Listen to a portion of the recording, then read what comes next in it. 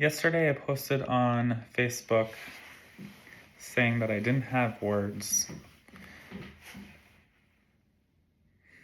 I still struggle to find the words that I need to express the way that I'm feeling, but I'm pretty good at expressing how I feel, and I want to share the observations that I've had since then after having taken some time to process a bill that I understand is not entirely final, but that still, regardless, has really devastating consequences.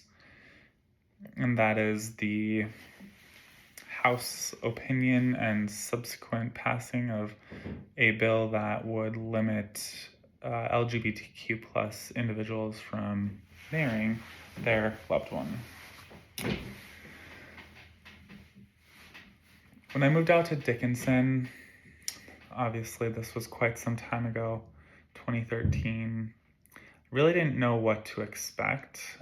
This was not a decision really in relation to my sexuality at all. But it still affects you as a whole person to do something to that effect. And so there were all kinds of thoughts, wonders, and concerns about what life would be like, right? And life for some time was quite interesting for a number of reasons, none of which were directly related to my sexuality. They were simply related to my living conditions and things to that effect. Having recently moved to Fargo, and having been in a space of reflection for the last several months about what my experiences in Dickinson have been. Like I've shared with so many of you, and like so many of you have shared with me, it's truly been an experience of love.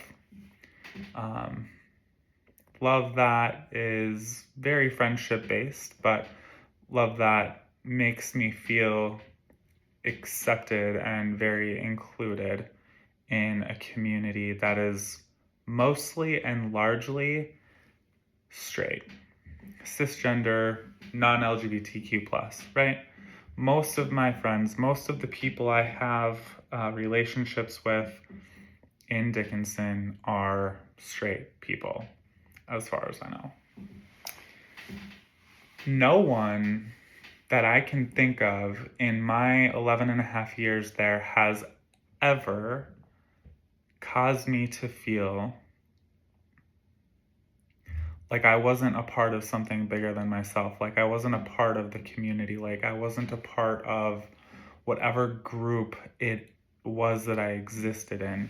I always felt loved, and I never felt judged.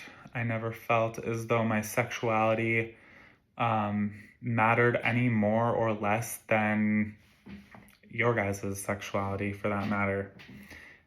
It may not have necessarily been something that we talk about or something that I necessarily flaunted or anything to that effect. And so some people might not even necessarily know that I'm gay. However, I also don't hide it from most anyone and everyone in my life. If you have me on any form of social media, you could probably quickly conclude that the relationships that I've been in during that time and during my time in Dickinson were not straight relationships for the most part.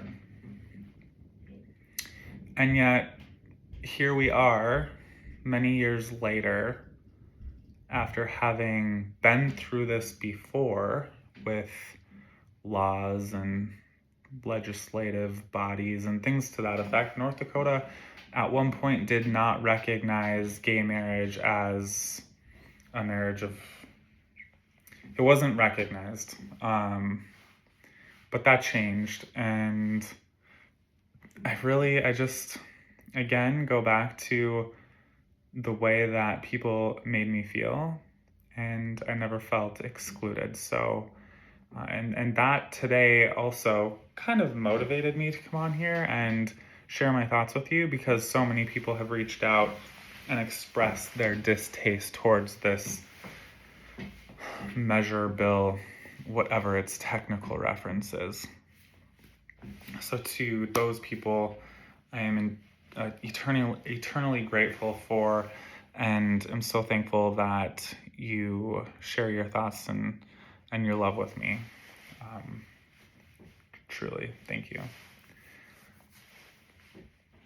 The flip side of this, and in some of my reflecting, has been, so far, I have dedicated my life, career feels like life. It's a whole experience, right?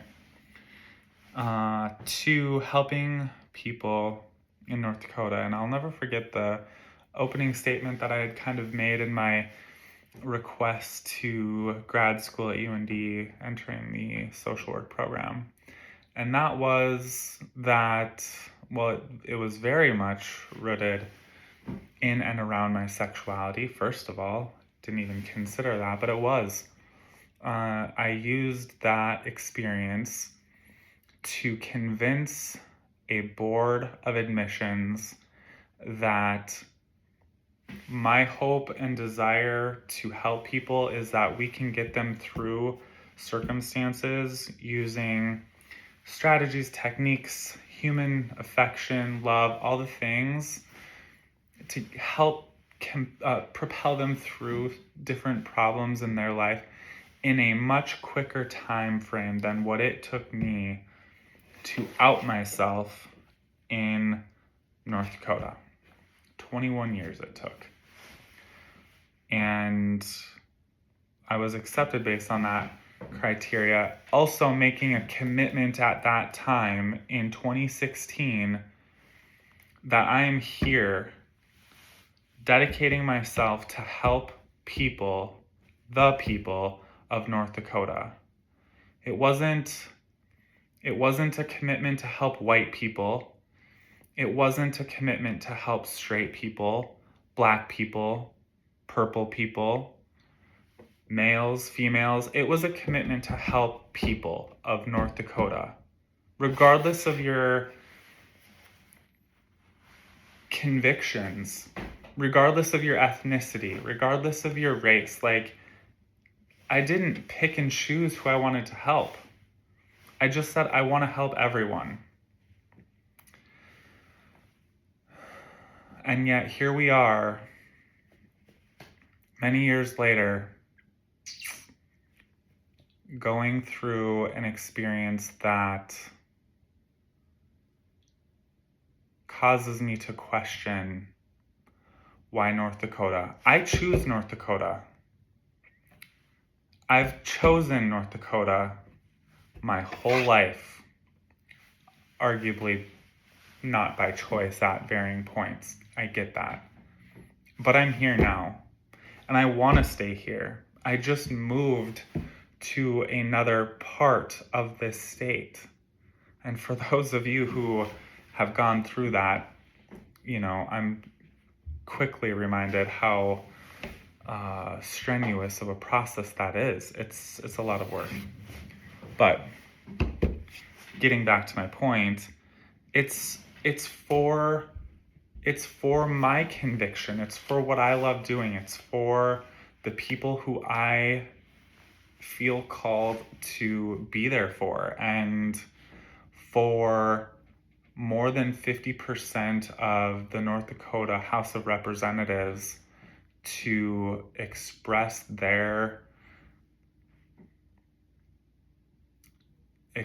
themselves in a way that makes me feel excluded from this state is some kind of feeling. But I can't help but to circle back to all of the people who have been on this journey with me, loving me, supporting me, being there for me.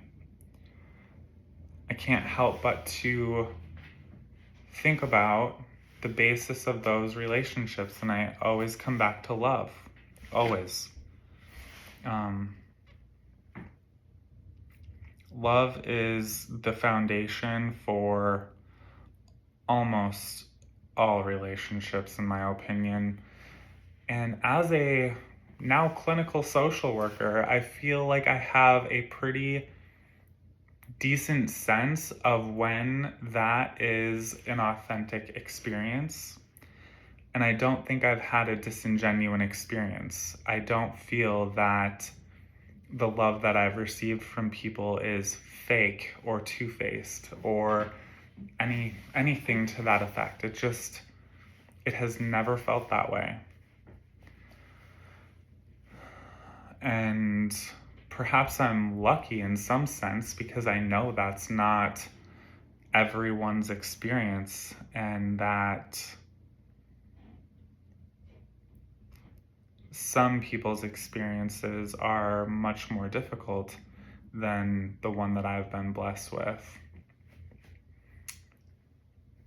But I just wanted to come on here, share some of my thoughts, and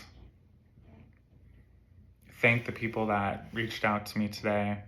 Thank the people that have been influential in my life and in supporting me in all the things that I do.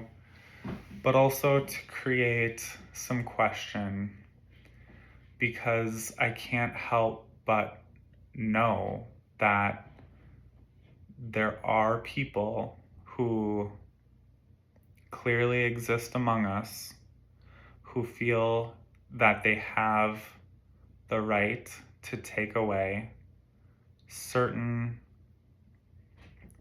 things. I wanted to use the word freedoms, but freedom clearly isn't free.